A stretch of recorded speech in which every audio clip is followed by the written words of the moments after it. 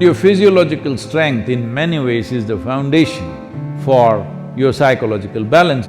I think food and toilet both must be far away. Then you will keep your physiology in a conscious condition. Just because I'm laughing and joking about this, don't think there is no problem. There is substantial problem.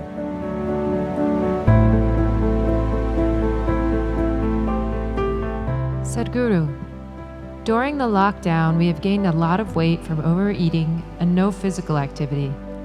Can you offer us some simple weight loss tips, please? I was in Chennai a few years ago and I was talking to some of the business community in Chennai.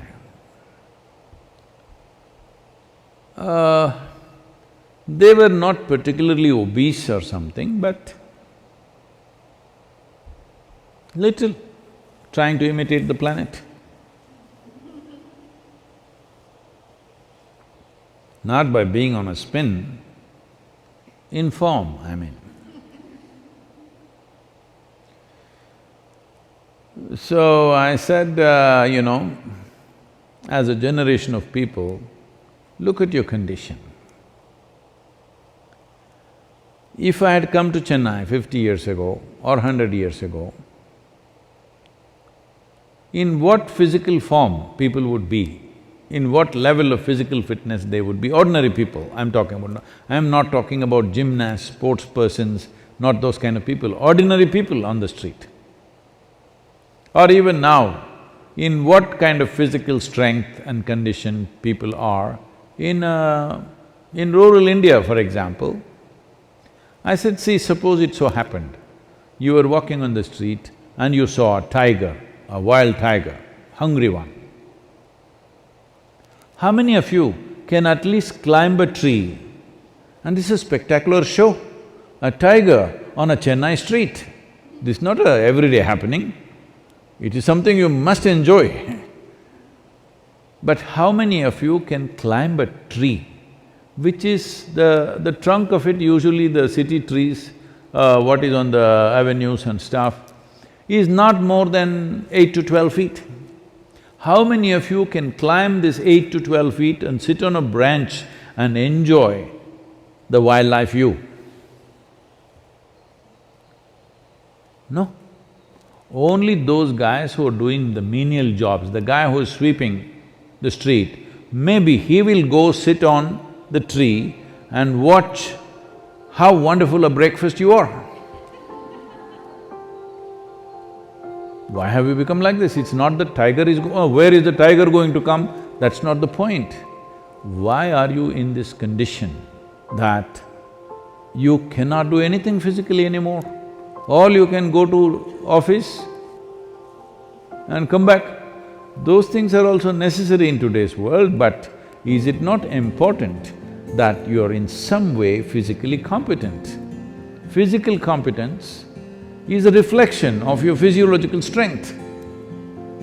And your physiological strength in many ways is the foundation for your psychological balance. It is no more in question. Your physiological strength is the foundation for your psychological balance in many ways. We've always been saying this, the yogic sciences, but people have been laughing at it because everything is keyhole. People say brain is a separate study. That's why yesterday I confessed with all the neuro experts, see, I don't have a brain. At least most of the time it's not working. I keep it off. There is enough from the tips of my hair to my toes. There are enough cells with enough memory and intelligence, they will do my life. I have disciplined them nicely. They will do my life the way I want. Because a large part of day-to-day work and day-to-day functioning is just a repeat work. All you need is a clerk. You don't need a super brilliant person to do all these things. So I have trained them and they do their work. I don't have to think how to eat, how to sit, how to stand, how to breathe, nonsense. It just happens by itself because a very stable and effervescent physiological condition is very, very important to have a certain level of psychological freedom. Otherwise, every little thing you do, you have to think. Once you think, inevitably you're confused about every damn thing that you do. Now, you're talking about because of virus you ate too much. This is not because of virus you're eating too much. This is a kind of a compensatory activity that, you will see this in the cinema theaters and everything. If you have nothing to do, never before in the history of humanity was food simply available like this all the time. It's a wrong thing, that everywhere you walk there is food. It should not be. I see some of the corporations in America are organizing like this. Food and toilet should always be within whatever 50 feet or 100 feet, something they've fixed, 50 feet I think. Within 50 feet of wherever you are, there must always be food, and that food is usually 1 month old, of course, and there is a toilet. No, I think food and toilet both must be far away. Then you will keep your physiology in a conscious condition. Everywhere there is toilet, it's not good because body has certain resilience. You wanting to run to the toilet is not just physiological, sometimes it may be when the body, at some time it is disturbed, at that time it may be. Otherwise, in normal conditions, it is more a psychological condition than a physiological condition. That all the time you want to message, not because you have something very significant to say, it is simply because it's a release. Similarly, going to the toilet is a release, sexuality is a release, wherever, whenever, whatever, all the time the same things, because you are building up nonsense within yourself all the time, you need a release, all the time release. These things are being openly talked about as part of psychiatry, that you must find release.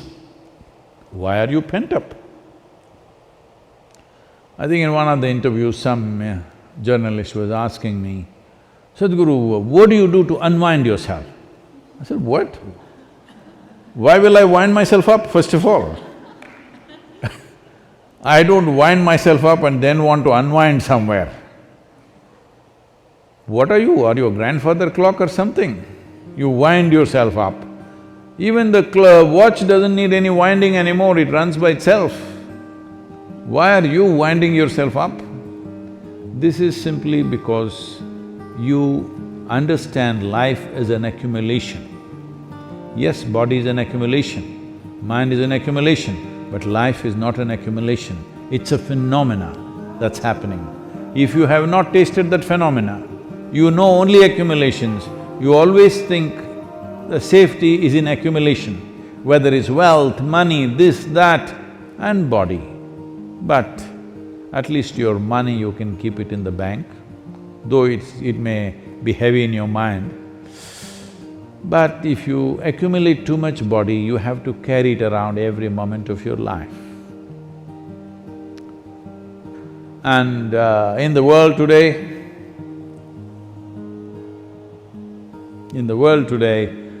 30% of the population is malnourished, and around the same percentage of people are obese, overweight. See, you can fix it. The world's problems of malnourishment, you can fix it.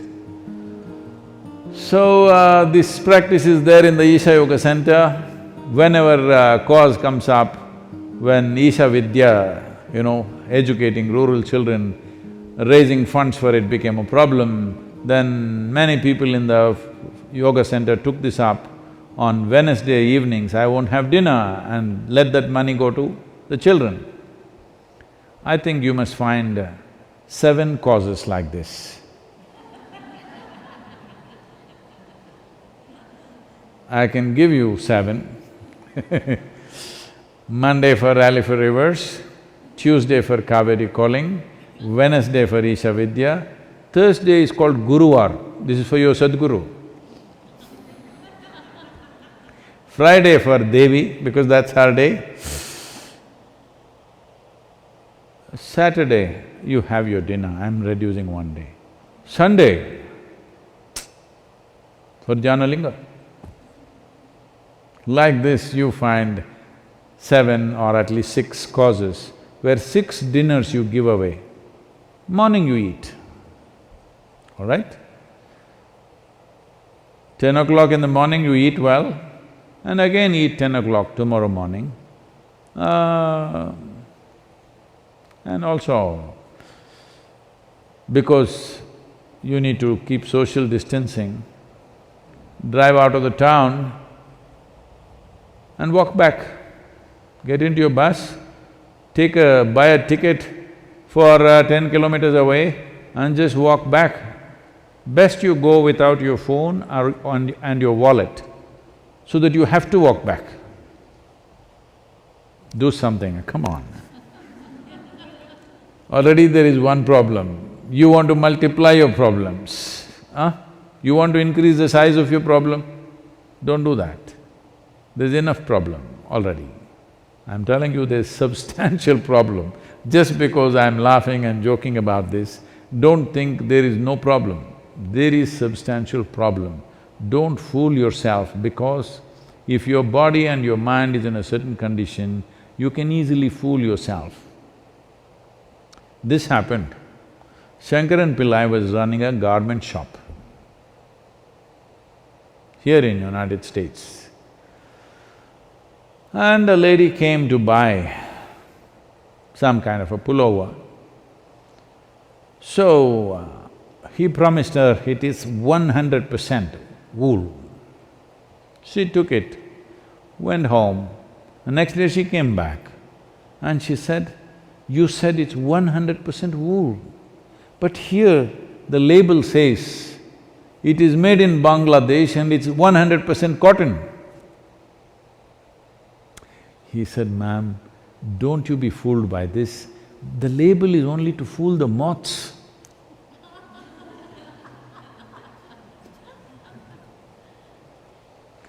Like this, there are so many labels all over the world, don't go by that. This is a simple experiment you must do, all of you who are sitting now on the floor, when you get up, you must use only 2 limbs to stand up. All of you, in your life, you must keep this up however old you are. This is a simple test for you. You sit down cross-legged and when you want to stand up, you use only 2 limbs. That means you don't do 4-wheel drive.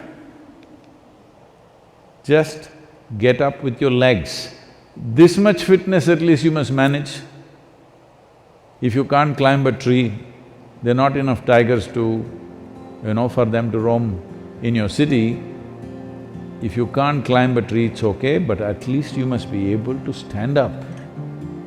This much fitness you must maintain. Please do that for yourself.